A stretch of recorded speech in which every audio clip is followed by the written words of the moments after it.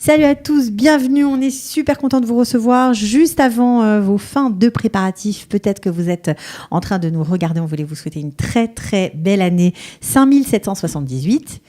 Et aujourd'hui pour ce faire, je suis avec Gilles Pérez. Salut Gilles. Salut, shalom, Ça shalom. va. Alors Super. Gilles est un super guide, alors je ne sais pas où il va nous emmener aujourd'hui. Tout est très surprenant avec lui, donc... Je vais me surprendre moi-même. Et si on allait se promener? Ouais, si on allait se promener, c'est une bonne idée. Je ne sais pas si on va avoir trop le temps, mais ce qui est en tout cas de rigueur, c'est les slichot à Rosh Hashanah. On peut les mettre à différents niveaux. D'accord. Voilà. On veut bien. Donc, si on a envie de rentrer dans l'esprit De la fête.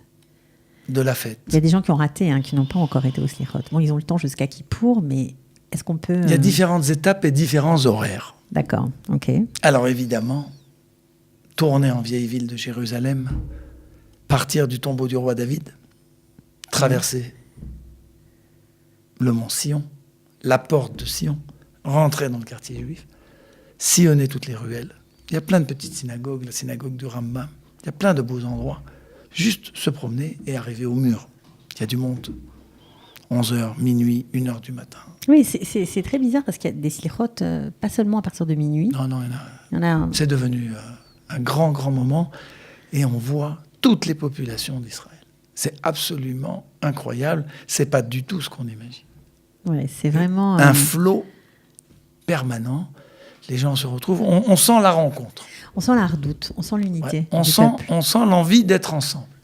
Ouais. Et ça chante, il y Ça a des jeunes filles qui chante. sont assises, qui chantent, il y a des... Des gens, des jeunes qui Des sont jeunes. assis ensemble, il y a des vieux, des gens qui se retrouvent, il y a des soldats, il y a des petites rencontres. Ça sert à ça aussi. C'est sympa, mais c'est Ben très oui. important, c'est le rôle. Et évidemment, quand la nuit est bien, bien, bien lancée et profonde, le ciel de Jérusalem est magnifique. On prend une petite veste quand même, parce qu'il fait frais le soir. Ouais. Il fait frais le soir.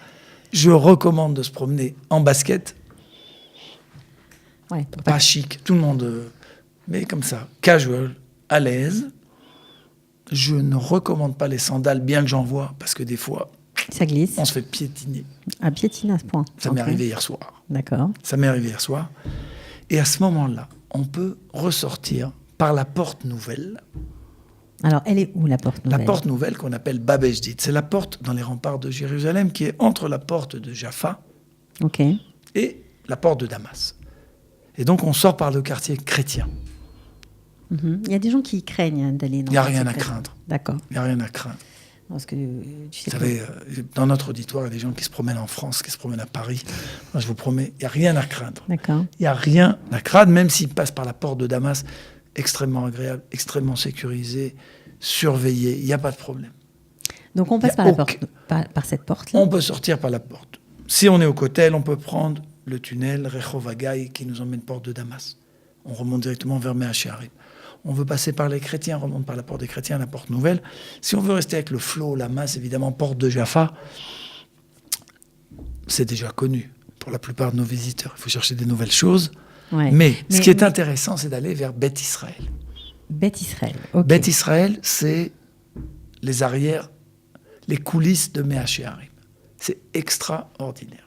3h du matin, 4h du matin, les boulangeries, du pain chaud, des bonnes petites choses à grignoter, etc.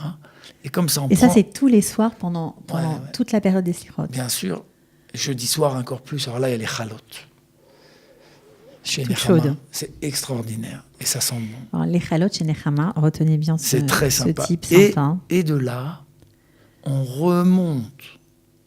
On peut d'ailleurs passer par Kalita, mais vous n'êtes pas ouvert à ces heures-là, Non, n'est-ce pas 3h du matin, non. D'accord. Non, mais revenez vers 4 heures et vous rejoignez Nachlaot, le marché de Machane Yehuda. Alors, est-ce qu'il c'est ouvert à 4h du matin, le marché de Machane Ben là, vous Yehuda, allez pendant voir. cette période-là ou pas? Ça commence À cette heure-là, c'est le... le début. Il est 5 heures. Le marché s'éveille. Donc, le marché s'éveille, Ok. mais vous rentrez dans les ruelles de Nachlaot. Vous allez voir des gens d'un autre temps, de Jérusalem d'avant, Comme dans les livres d'Amos Oz. qui, comme dans les livres d'Amos Oz, et qui crient dans la rue, qui tapent aux portes. Réveillez-vous, fainéants. c'est le moment d'aller Prier. d'aller demander pardon.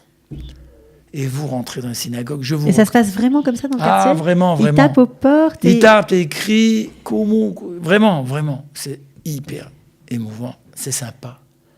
Et c'est quoi? Qui fait ça? Chaque communauté, on a une centaine de synagogues. Dans Nachlaot. Chaque communauté, alors c'est divisé, vous avez des divisions en tout genre. Il y en a des très très intéressantes.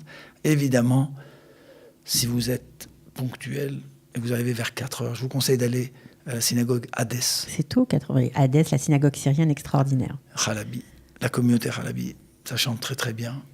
On rentre en transe, vous allez voir, ils sont tous. En plus, le bâtiment est splendide. C'est un Alors, Hadès, ça se trouve où exactement? À la rue Beersheva.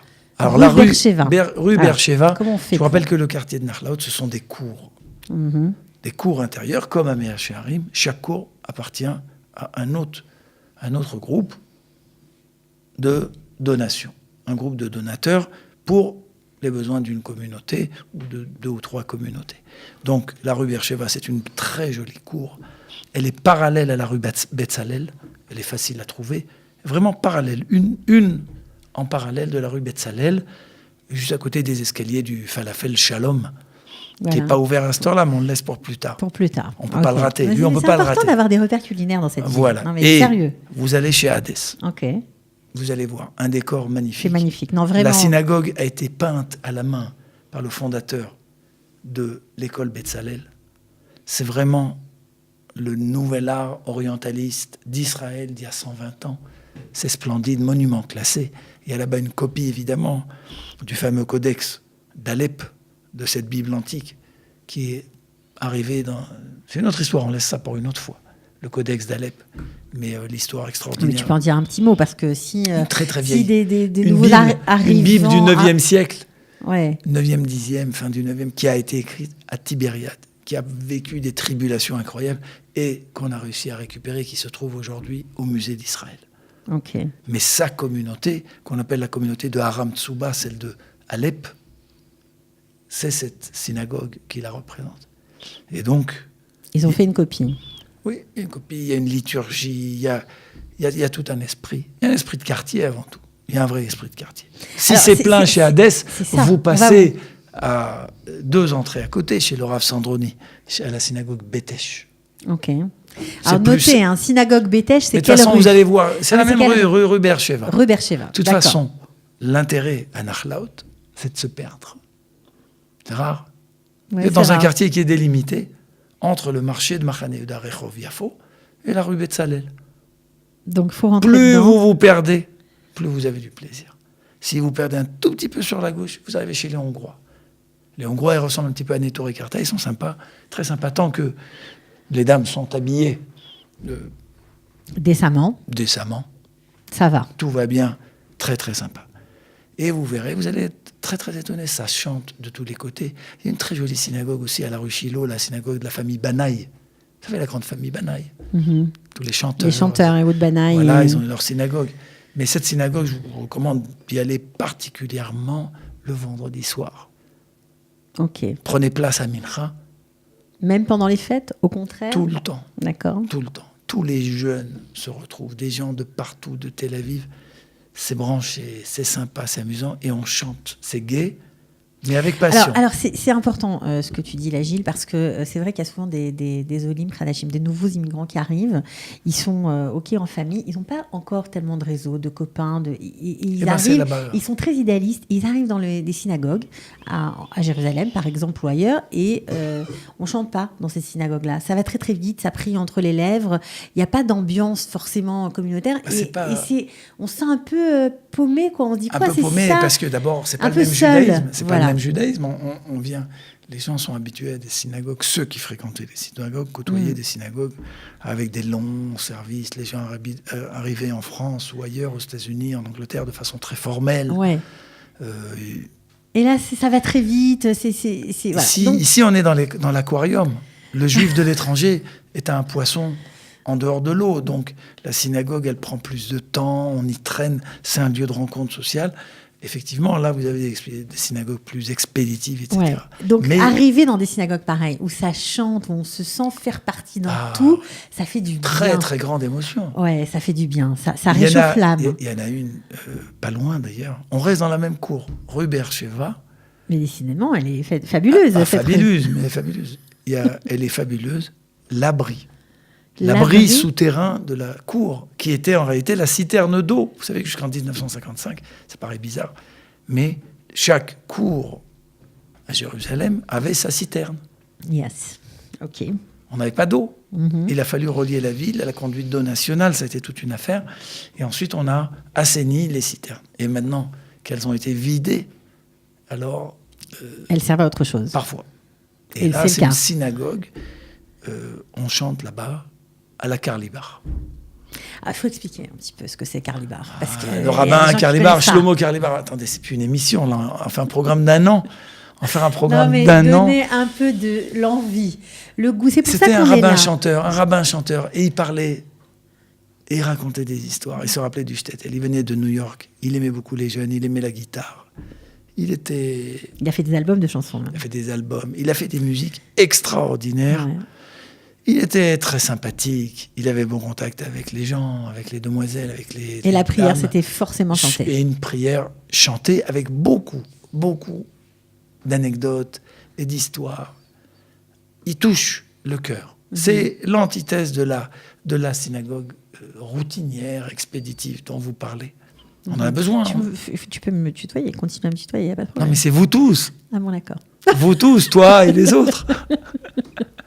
Ok, alors, Si, rappelle-nous attends, le nom de attends, cette choule, parce qu'on ne l'a pas noté, celui-là. C'est La l'abri choule- souterrain, Karlibar, Rue Beersheva. c'est le milieu. D'accord, ok. Autour des maisons sont autour et il y a l'abri. Maintenant, si tu veux voir un phénomène. Un Alors, phénomène attendez, peut-être. hors, Et si on gardait les gens pendant 2-3 jours dans le coin? ouais, Parce pourquoi que pas, là, c'est on a un possible. problème de timing. Alors, dans ce cas, je vous envoie à la synagogue Zoharé Hama. C'est une synagogue qui se trouve sur la rue Yafo.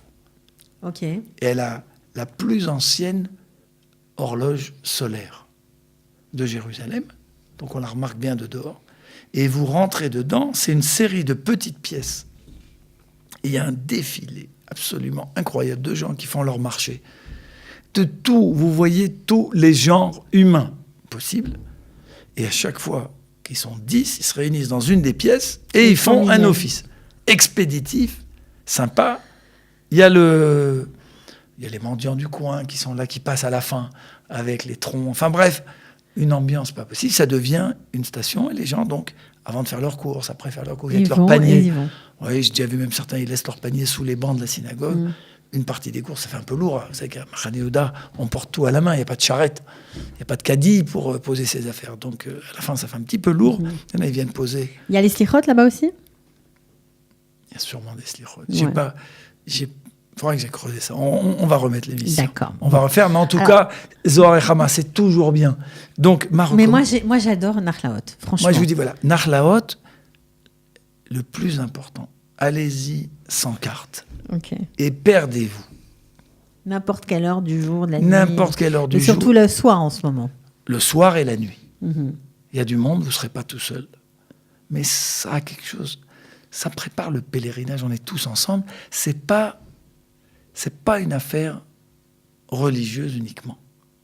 Bien au contraire, c'est une affaire sociale.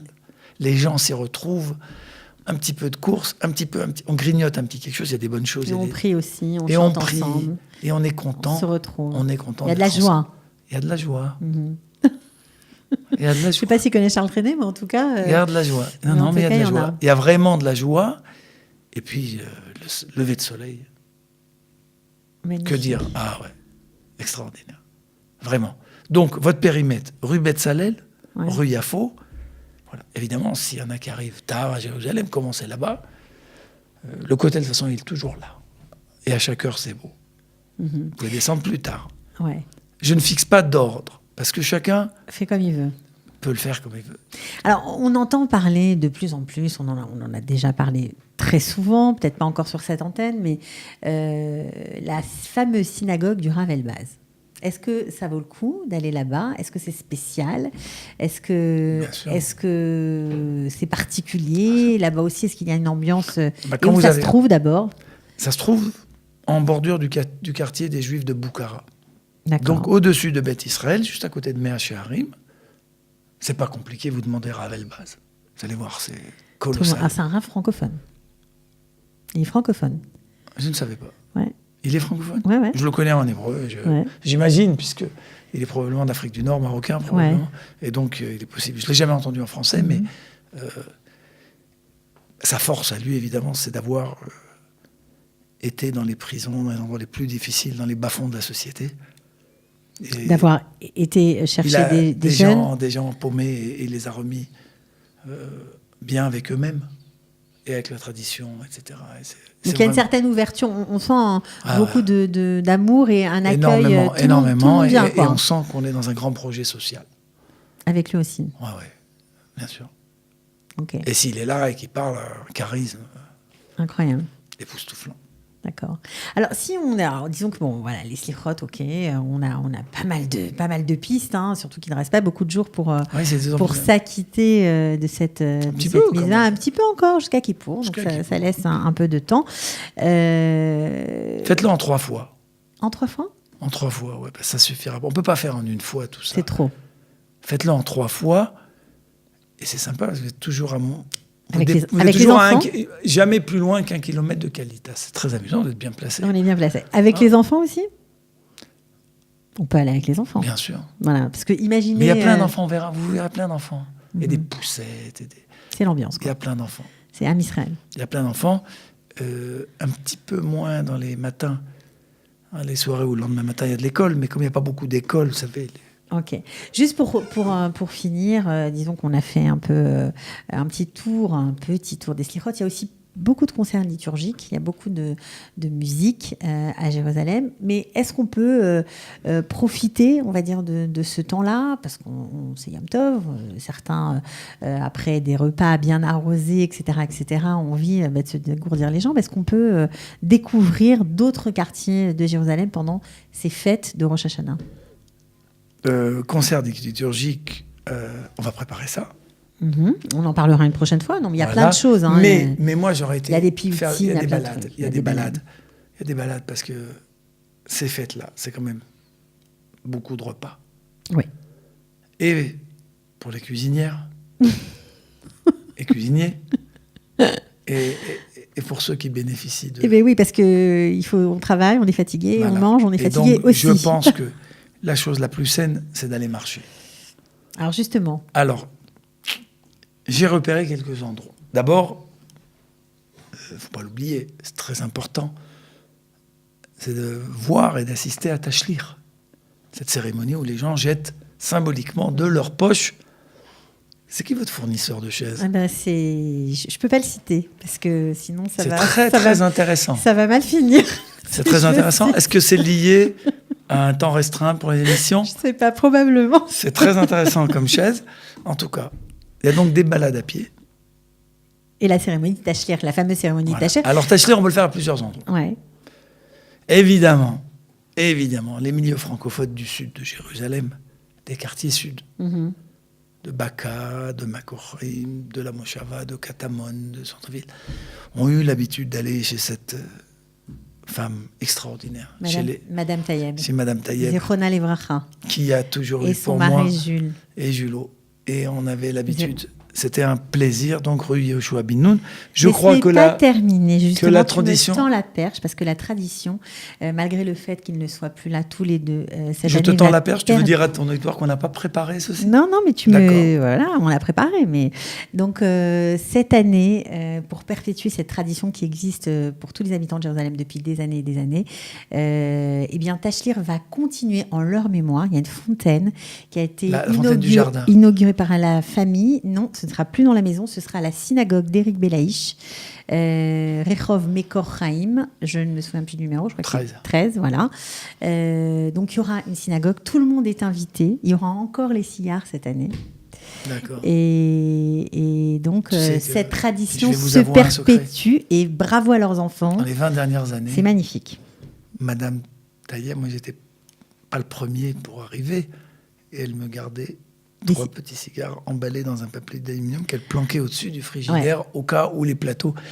Et donc, Mais je il me faut sentais expliquer- privilégié. non, mais il faut expliquer. Et quand elle est décédée, on était assis pendant la Shiva. Et donc, j'ai raconté cette anecdote tellement personnelle, cette attache personnelle. Et il y a 40 personnes qui ont raconté la même chose. Voilà, il faut expliquer que Elle a non donné à seulement chacun le le sentiment sentiment qu'il d'être est unique. Tout à unique, fait. extraordinaire. Et donc, on ne peut pas oublier. C'était magnifique. Et je suis très heureux de savoir que la famille Taïeb va perpétuer la tradition. Exactement. Ceci étant, ça ne peut pas empêcher D'aller. d'aller au Shiloah. Ok. Parce que Shiloah, qui est la fontaine, la source naturelle de Jérusalem depuis l'Antiquité, au pied du temple, et que le roi Ézéchias, après que le roi David ait repris les remparts, le roi Ézéchias, 700 ans avant l'ère chrétienne, a bloqué la source et fait un tunnel Alors, unique. c'est le tunnel qui passe sous Ir David. Le tunnel de Siloé, voilà. et il arrive à un bassin. Et je tiens à vous dire que scrupuleusement, tous les ans, nous y sommes. C'est une balade magnifique. C'est tellement facile. Quand tu dis nous y sommes, tu vas avec ta famille chaque année? En famille, les amis, on se retrouve. C'est une promenade dans un périmètre qu'on n'a pas l'habitude de faire à pied, parce qu'il est très chargé en circulation. Exact. Et donc, on descend. Alors là, j'explique à chacun.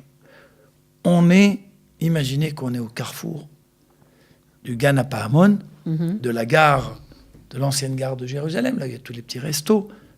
Pour les gens qui descendent du King David ou de ce périmètre ou de la German Colony ou de Derer Hebron. On est à ce carrefour-là. On descend vers la cinémathèque de Jérusalem, dans la vallée de Gaï Ben Hinnom, la vallée de la Géhenne. Donc ça, il faut bien l'expliquer parce que certains peuvent chercher très longtemps ce chemin. Il faut rentrer dans la cinémathèque et il faut descendre. On n'est pas obligé de rentrer. On contourne la cinémathèque, mais on descend dans la vallée. D'accord. Et On là, passe pas par les pelouses de ce jardin magnifique. Si on veut, on peut passer Ok. par les pelouses, c'est Alors, parfait. Moi, je remonte toujours par les pelouses. J'aime bien remonter par les Il pelouses. faut expliquer, Gilles, parce que c'est compliqué. Moi, je sais que je l'ai cherché pendant un moment. Je ne savais pas comment y rentrer. Il faut rentrer dans la cinémathèque, descendre tous les escaliers, contourner la Non, cinémathèque. mais là, tu as choisi le long chemin. Ah, d'accord. Bon, Il y a des des chemins escaliers, plus il y a la simples. pelouse. Il y a des chemins Bon. plus simples. On peut pas partir directement du feu rouge qui est à côté de l'ancienne gare sur Ok. Derer Hebron D'accord. et descendre par là. Le principal, c'est de descendre. D'avoir devant soi le Mont Sion et on descend la pente. Ok. Il y a 4-5 chemins qui y mènent.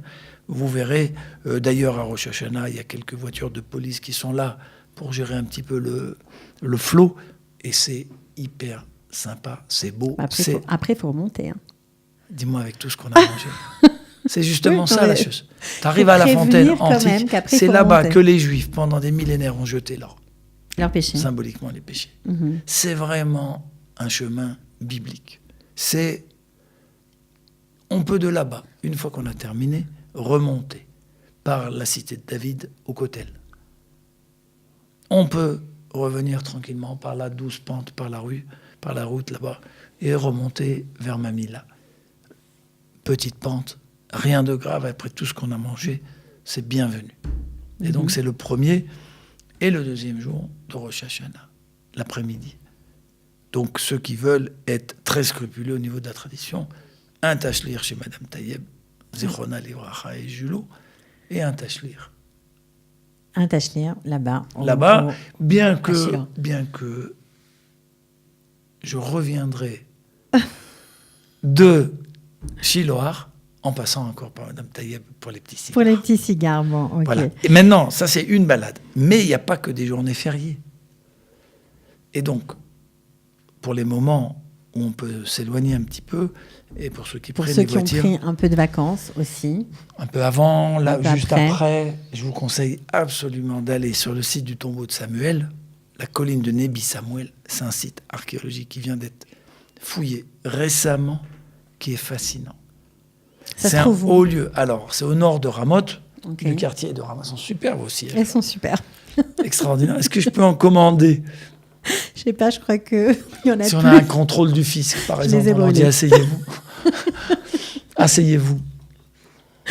Ok, mais alors ne perdons pas le fil du tombeau de Samuel. Au nord du quartier de Ramoth, en direction de Givat-Zev, 1 kilomètre, c'est le tombeau de Samuel. Un site merveilleux. D'abord, une belle histoire.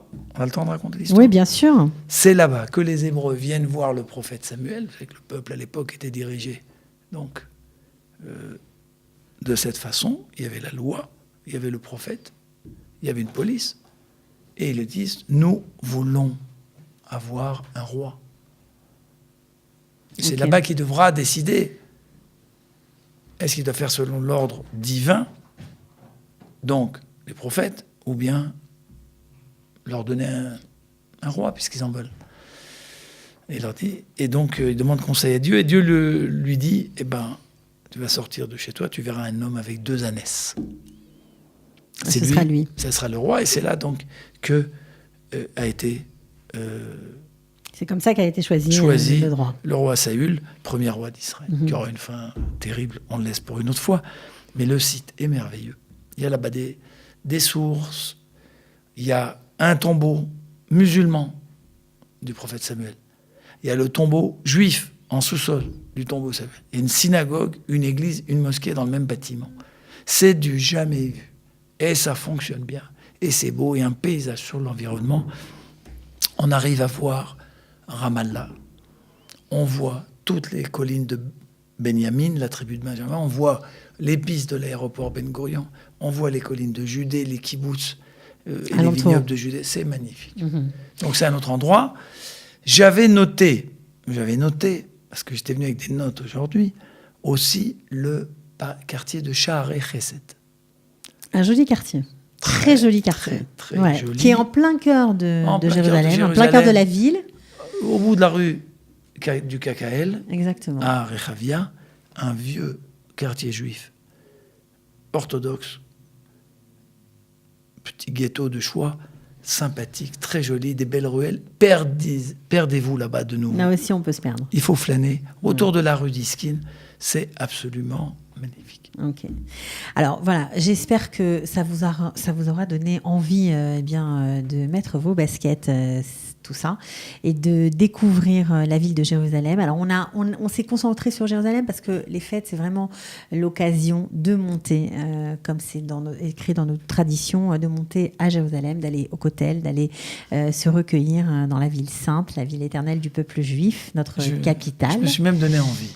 Ben oui, nous aussi, moi aussi. Et donc, on a fait un joli tour. On voulait vous donner des idées pour passer la fête autrement, pour vous approprier cette ville qui est la vôtre, qui est la nôtre. Voilà, donc merci beaucoup Gilles. C'était super sympa avec grand plaisir. De rêver. Shana Tova à tous nos auditeurs. Shana Tova, on met tout cas. On vous aux souhaite, nouveaux émigrants, aux anciens. Exactement. À tous. Ouais, on vous souhaite une super intégration. J'ai une idée, venons un jeu visite avec des cadeaux. C'est-à-dire un jeu de pistes dans les endroits qu'on a décrits. Alors et ceux qui nous enverront les photos en WhatsApp recevront un fauteuil de bar rouge.